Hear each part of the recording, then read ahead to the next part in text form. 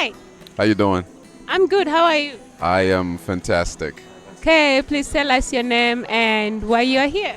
I'm Joseph Mulisa from Namibia. I'm here for the Kampala Theatre Festival, and yeah, I'm representing Namibia for Comedy de Arte, which is we revamped it to Comedy del Nam. Okay, from Namibia. So, okay, now we're at Kamocha, right? Which by now I guess you know it's a ghetto or it's yeah. You have an idea. I have. And you just watched a play in Luganda. So I would like you to share your ideas, your thoughts on that play, what you learned. Yeah. Well, for starters, I basically can't speak the language, obviously, but this was proof that we really are all Bantu. As a matter of fact, before the show actually began, right, the MC made sure to have us do this chant, like kabu cha, and then he explained to us kabucha. Oh no, I'm saying kabucha, kamocha. Yeah, so it means something like power or something to. No, so cha is like fire, and then kamocha. So it was more like a rhythm of kamocha and hot and.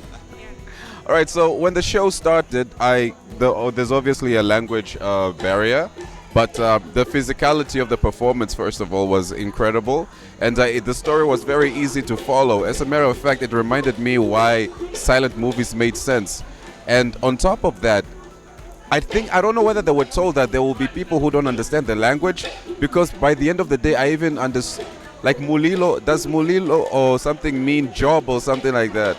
Mulimu is job. Aha.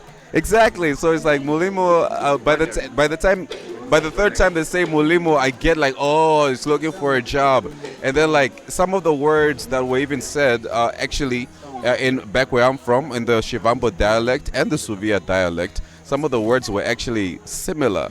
So like even without understanding what was happening, the performances, the physicality, and just the projection, I could literally follow the story, enjoy the story, and by the time they were done, I understood exactly what's going on in Kamucha, and just basically the struggle and the hope out there. And at the end of the day, there's also a light at the end of the tunnel. I see that there's some people who are still advocating and working, making sure that some people get a chance to make it out.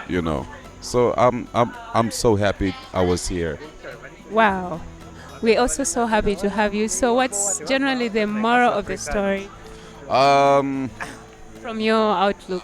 from my perspective, okay. From my perspective, I guess let me take the objective one and a subjective one.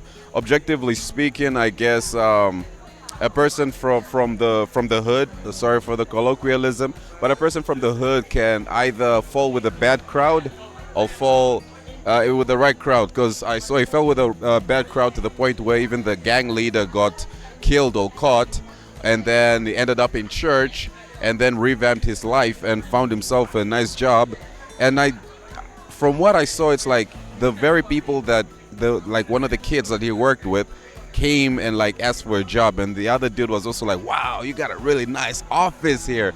So it's like falling with the right crowd, and watch what decisions you make, because they can always come back to you.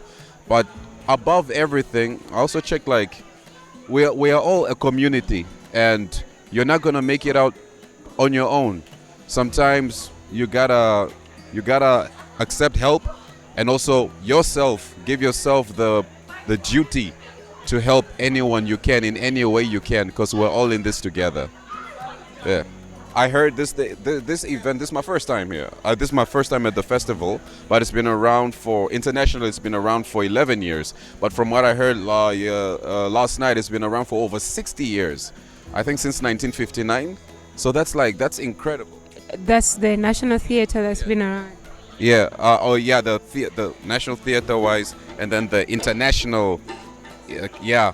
So like, what I'll say is, first of all, shout out to Uganda and the culture.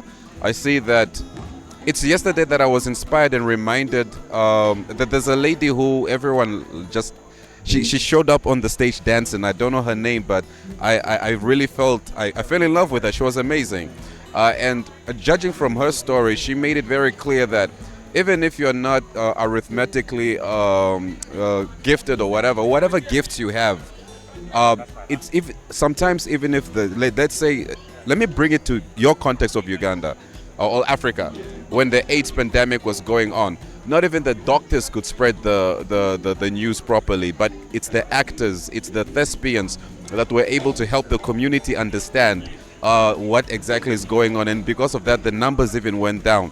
So it just reminded me, in society and in life, on an existential level, how important it is to be an artist. And I, for one, am living with so much inspiration. I don't even know what I'm gonna do next, but it's gonna be big.